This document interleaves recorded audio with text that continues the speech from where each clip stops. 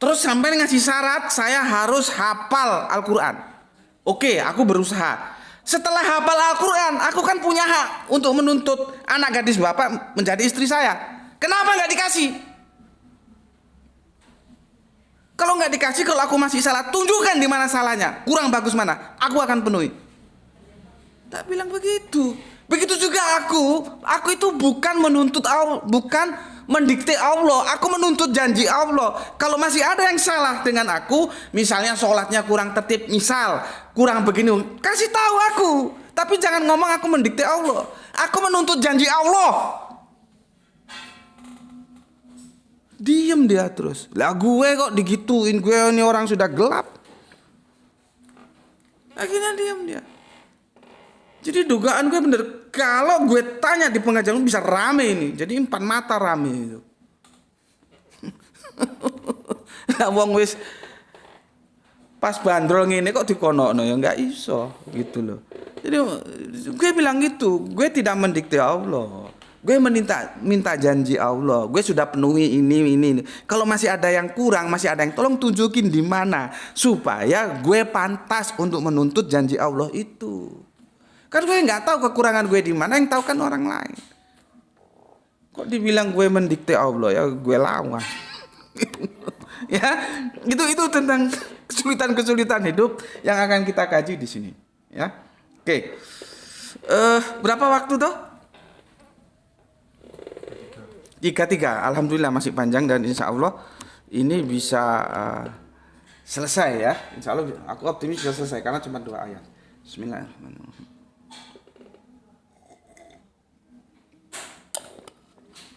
Tap-tapnya tuh. Tolong jangan jangan stagnan ya nanti karena kita berhadapan dengan mesin. Nanti dikira statis dia nanti di apa namanya dirungkat ya. Ini depak. Jadi kalau yang beredar itu sebentar. Yang aku bilang aku tadi enggak tahu gitu loh. Apa jawabnya? Apakah itu kebetulan atau bagaimana? Karena sering begitu. Ya. Tadi malam aku telepon Cak Mat, Ustadz Ahmad. Aku manggilnya Cak Mat. Gitu ya. Jadi kami punya Cak, ada Cak Nun, ada Cak Nurkolis almarhum. Ya. Kami punya Cak Mat di kelompok ngaji teman-teman itu ya. Aku diskusikan tentang surat At-Taubah 107 kemarin. Ya. Lah aku enggak tahu Cak Mat juga kok membahas 2 ayat ini. 2 ayat ini ya.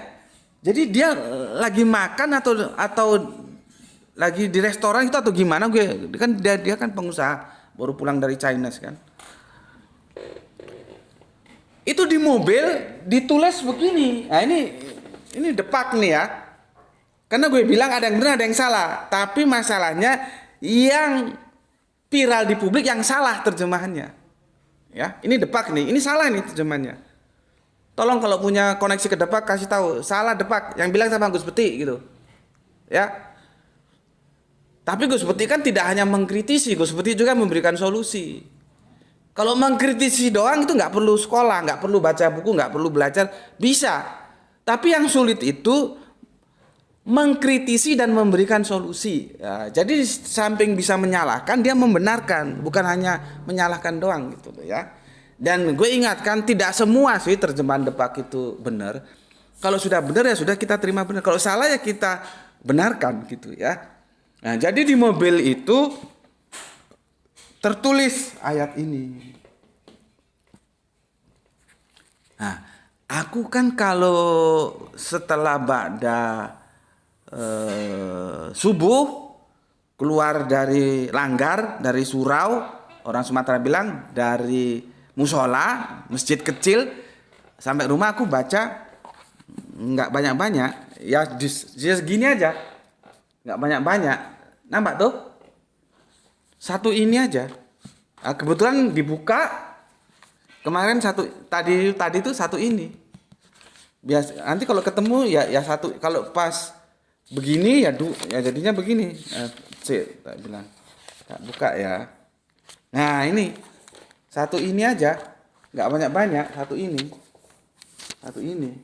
satu dikasih tanda, besok begitu lagi. Nah tadi pagi aku buka ya, kok bisa pas ayat ini yang tadi malam itu diceritakan oleh Cak Mat gitu loh.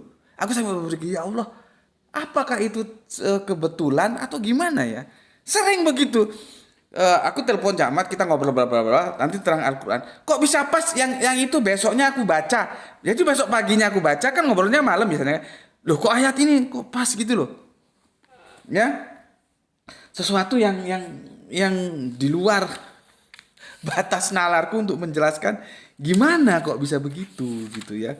Nah, jadi kan besok aku 95 surat Atin karena tadi subuh 94 surat Al-Insyirah ya. Nah, terjemahan yang ada itu begini. Ya. Bentar. Surat yang kelima, ayat yang kelima dulu ya.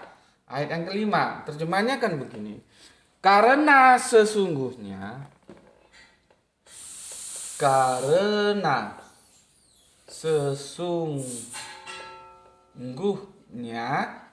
ya, yang bermasalah di sini sesudah. Nah, ini aku kasih warna lain. Sesudah itu pakai H enggak? Sesudah pakai H. Sesudah kesulitan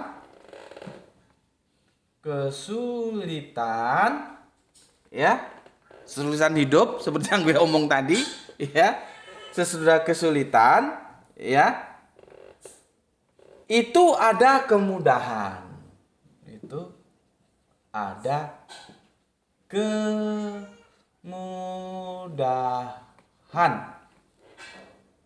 ya. Ini ayat 5. Lanjut ke ayat 6. Ya. Sesungguhnya diulangi 2 kali ini, sesudah kesulitan itu ada kemudahan. Sesungguhnya ya, sesudah ya,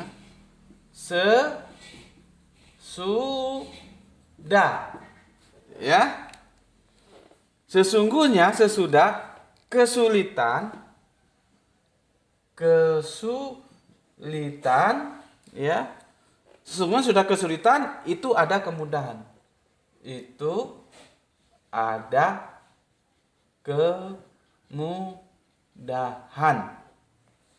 Nah, ini sering kita temukan ya. Kemarin Cak Mat cerita kepada aku, ditemukan ditulis di belakang mobil ketika Cak Mat makan di restoran. Dan kalau kita lihat yang sering dikutip terjemahan yang ini, dan ini salah.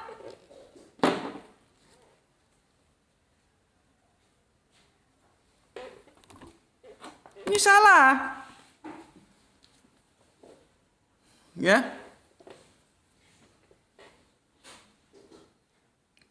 Nanti kapan-kapan aku jelaskan tentang, kan ada hadis begini. Aku bagaimana prasangka hambaku saja. Dan itu pernah menjadi pukulan terberat dalam kehidupanku. Akhirnya aku ketemu dengan, dia itu dosen Universitas Muhammadiyah Malang. Aku masih ingat ketemunya itu waktu kita mau sholat asar. Dan ketika aku tanya tentang hadis, aku bagaimana prasangka hambaku, dia jawabnya sangat hati-hati dan dia terdiam sejenak, baru dijawab. Karena apa? Aku aplikasikan dalam kehidupanku, kok nggak kena ini hadis. Aku dari pintu ke pintu, dari instansi ke instansi melamar pekerjaan, nggak mungkin prasangka aku ditolak toh. Sampai pernah aku ke Jakarta ke salah satu perusahaan otomotif beken dari Jepang, tertolak, nggak diterima. Padahal prasangkaku kan mesti diterima. Kalau prasangkaku ditolak, ya nggak mungkin aku berangkat ke Jakarta. Ngapain jauh-jauh? Padahal hadisnya jelas. Aku bagaimana prasangka hambaku. Lah aku jauh-jauh berangkat dari Malang. Prasangkaku itu mestinya ya diterima.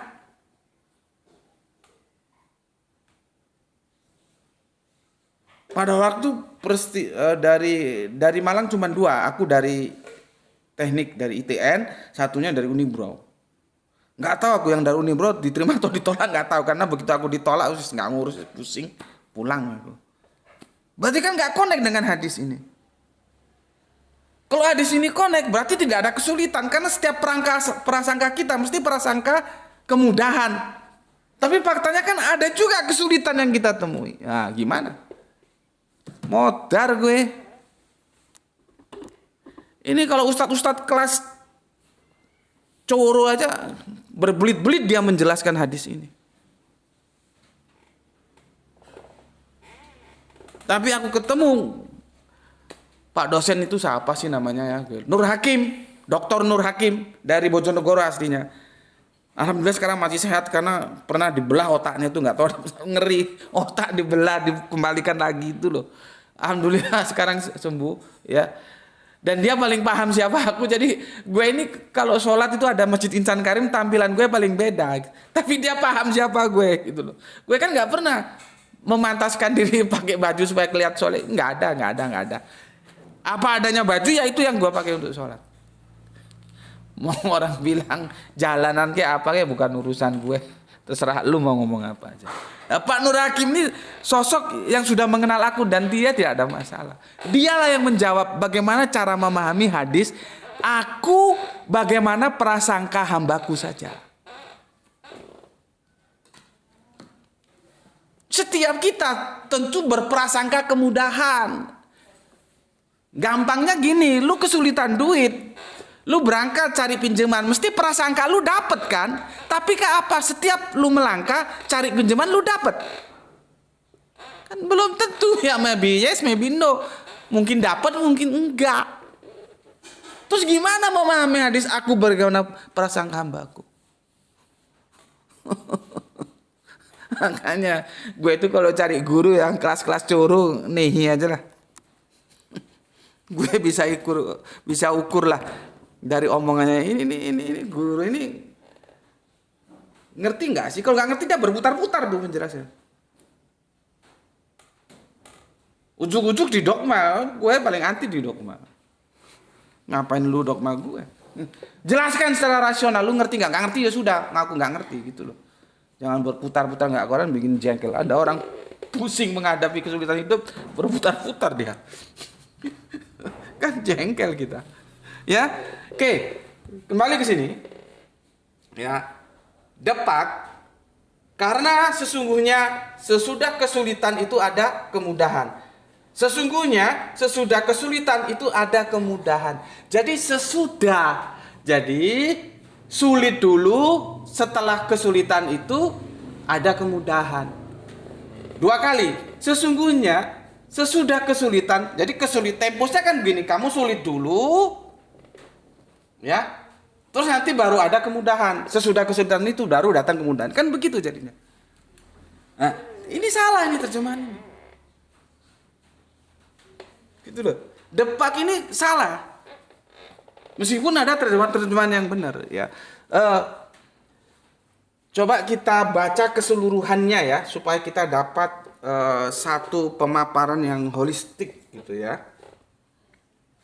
Oke. Surat yang ke-94. Ini hampir sama seperti surat Ad-Duha ya.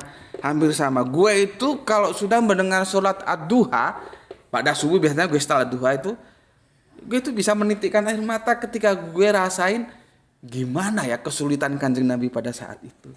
Gitu loh. Ya. Jadi kalau gue baca surat Ad-Duha begitu, dan ini substansinya hampir sama. Surat 94 ya.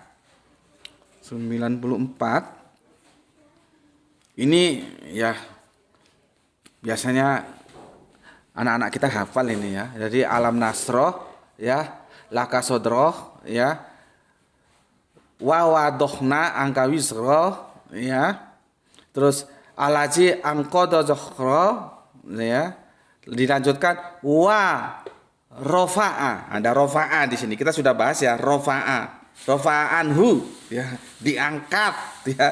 Jadi jangan Nabi Isa itu diangkat ke langit, itu pemahaman mainstream. Kita nggak begitu ya. Ini ada diksi rofa'a. Wa rofa'ana laka zikro. Ya. Fa inna ma. Ya. Usri usro. Ya, jadi ada diksi ma di situ ya. Ada diksi ma'a.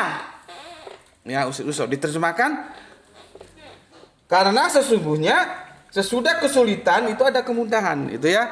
Fi inna ma'a usri usra. Yang keenam, inna ma'a usri usra. Ya, yang ketujuh, fa iza farokta fangsob, ya, yang kedelapan ditutup wa ila robika farghob, ya. Yang bermasalah itu di kelima dan keenam. Kalau kamu cari ya, itu ma'a ya diterjemahkan di sini menjadi sesudah ya, sesudah ya, sesudah. Ini dari ma'a. Nih.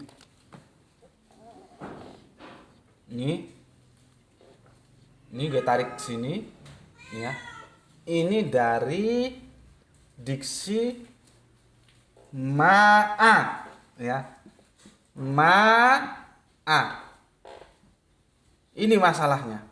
Salahnya di sini Depak.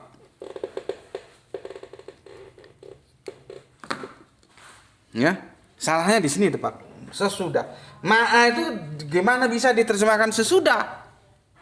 Dan ini yang sering ditulis di mobil-mobil gitu ya, terjemahan yang salah. Gitu loh. Makanya gue kan bilang, kita sulit ketika mengharapkan kepada penerbit.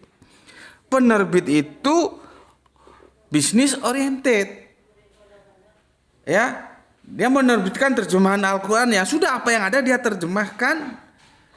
Yang sudah ada itu diterbitkan ulang, tapi tidak pernah mengkoreksi terjemahan gitu loh. Ya kita maklumi. Artinya kita nggak bisa berharap kepada penerbit-penerbit itu untuk menerbitkan terjemahan dalam edisi revisi, nggak bisa. Maka sebetulnya harus ada satu kelembagaan, misalkan Depak, misalkan MUI, karena mereka kan ada dananya. Lah kalau aku ya isone ngomong tok, dana nggak ono. Orang mau nolong teman aja aku minta bantuan teman-teman santri Isra kok. Ya, jadi di sini ya. Kekuasaan dan kekuatan itu berbicara. Kekuasaan secara otoritas, ya, kekuatan secara ekonomi. Ya, ya kalau di negeri kita ini ya MUI atau Depak lah gitu ya. Kumpulkan pakar-pakar bahasa itu. Ayo kita benahi, kita revisi terjemahan gitu loh. Dan harus ingat, kitab suci dan terjemahan kitab suci itu beda. Kitab suci itu tidak boleh ditambah dan dikurangi, tidak boleh diganggu gugat. Tapi yang namanya terjemahan kitab suci, lu mau revisi sehari 3 kali seperti lu minum obat, kagak ada masalah. Karena terjemahan kitab suci bukan kitab suci. Gitu loh. Nah, seharusnya kan lembaga-lembaga yang sebagai stakeholder yang punya kekuatan dan kekuasaan itu, ya pakar-pakar bahasa itu dikumpulkan gitu loh. Gimana ini tepatnya? Karena kan kita bisa maklum lah. Mungkin dulu nggak tahu Depak ini juga dulu awal cerita penerjemahannya seperti apa ya. Ada kesalahan-kesalahan menerjemahkan bahasa, ya kita maklumi aja gitu loh. Makanya kesalahan-kesalahan Depak itu bagi aku sih kesalahan yang bisa dipermaklumkan. Kan berproses untuk mendapatkan satu kebenaran yang absolut. Masalahnya sekarang kita stagnan. Terjemahan yang ada dibawa ke percetakan, dicetak ulang oleh sebuah penerbit. Penerbit itu nggak ngurusin. Mau terjemahannya benar salah, karena urusan dia itu bisnis oriented. Selama itu menguntungkan pada bisnis dia cetak, dia jual. Mereka tidak bertanggung jawab dan tidak mau mengambil tanggung jawab tentang education, pendidikan umat ini seperti apa. Nggak ada. Lah kita berharap kepada penerbit, ya ora iso. Kita berharap seharusnya ya kepada yang stakeholdernya, ya MUI, ya Depak gitu loh ya. Kan dia punya dana. Kumpulkan orang-orang pinter itu. Kumpul. Terus ini gimana terjemahannya? Oh ini salah. Kalau salah benernya gimana? Gitu loh. Makanya kan gue berkali-kali bilang, kalau ngaji di sini bukan ngaji cangkemiku supaya makrotnya bagus. Enggak di sini. Supaya nulis Arabnya bagus, namanya hot kalau nulis Arab bagus itu ya. Enggak di sini. Cari tempat lain, enggak di sini tempatnya. Di sini tempatnya bagaimana otak kita bisa memahami pesan-pesan Quran ini secara tepat. Itu diawali dari terjemahan. Lah kalau terjemahannya aja sudah salah, ya salah. Seperti yang dialami saudara Kristen kita yang dikritik oleh pendeta siapa itu, ada berapa ribu kesalahan terjemahan LAI. Kan tuh videonya ada itu. Bukan 100, 200, ribuan kesalahan terjemahan LAI. Ya kamu masih diuntungkan, kamu dikasih kitab suci, dikasih terjemahan kitab suci. Kalau saudara Kristen kita hanya berpegang terjemahan kitab suci. Kitab sucinya nggak pernah dipegang karena kita memahami secara akademis terjemahan kitab suci bukan kitab suci. Lah kalau kamu sampai goblok kan ya sing nemen kamu. Padahal kamu lebih diuntungkan kondisionalnya daripada saudara Kristen kita. Kalau saudara Kristen kita maklum mereka gitu, Bible cuma no. Bible itu. Ini bukan kitab suci. Ini terjemahan kitab suci dalam edisi bahasa Indonesia. Diterjemahkan oleh LAI. Jadi kalau ini ada salah-salah diedit nggak ada masalah karena ini terjemahan. Cuman yang membuat kita kadang-kadang aduh kasihan juga ya. Saudara kita itu cuman terjemahannya doang. Kalau kita kan enggak. Lihat nih. Ini Al-Qur'an. Tuh, nampak tuh ini tuh. Ini Al-Qur'an, ini terjemahan Al-Qur'an. Nah, ini mau diedit, mau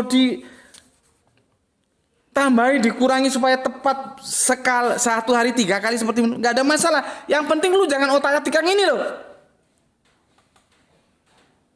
Nah, saudara Kristen kita tuh nggak dibawa ininya doang gitu loh. Kan lebih beruntung kamu. Sehingga kalau kamu nggak goblok, ya seharusnya nggak goblok, tapi tetap goblok ya karena kamu malas aja. Kan lebih mudah kamu ada original teksnya. Nah, aku membawa ke original teksnya, maka kata sesudah itu diterjemahkan dari ma. Dan gue nggak setuju itu. Berapa tuh waktunya? 9. Bentar lagi ada 4 menit gue selesaikan ini.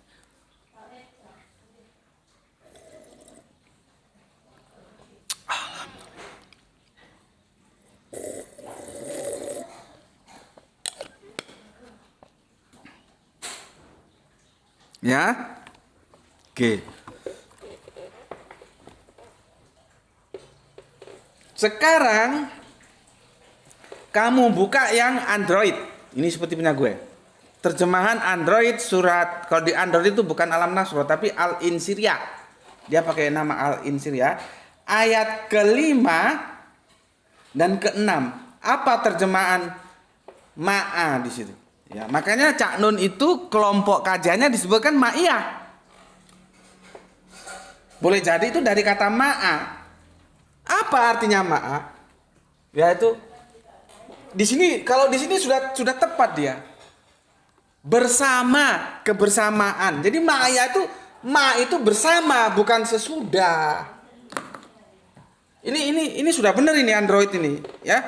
Kalau ini Depak salah. Dia sesudah. Dia Depak ini terjemahnya exegese. Di Android ini dia aku cek dia exegese. Aku sudah jelaskan ya, apa itu exegese, apa itu exegese. Ya. Maka ini seharusnya ya bukan sesudah.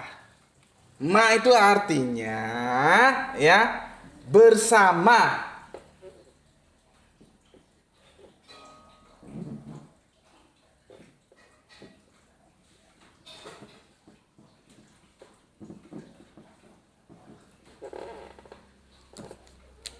Bersama.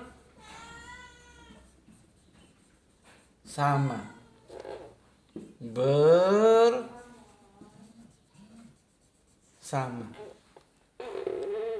Itu yang benar. Jadi karena sesungguhnya bersama kesulitan itu ada kemudahan.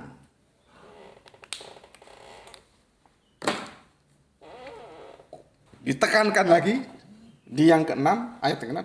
Sesungguhnya bersama kesulitan itu ada kemudahan. Jadi antara kesulitan dan kemudahan dalam kehidupan itu dia bersamaan. Bukan sesudah. Kalau sesudah kan apa ya? Gimana ya jelaskan ya? Beda nggak bersama dengan sesudah?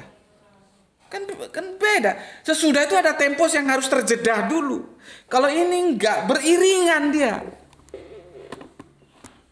Gitu loh. Yang benar itu ini. Jadi diksi ma itu artinya bersama. Nah, seperti ini. Innallaha ma asobirin. Apa begini? Allah itu sesudah orang-orang yang sabar. Kan jadi kacau.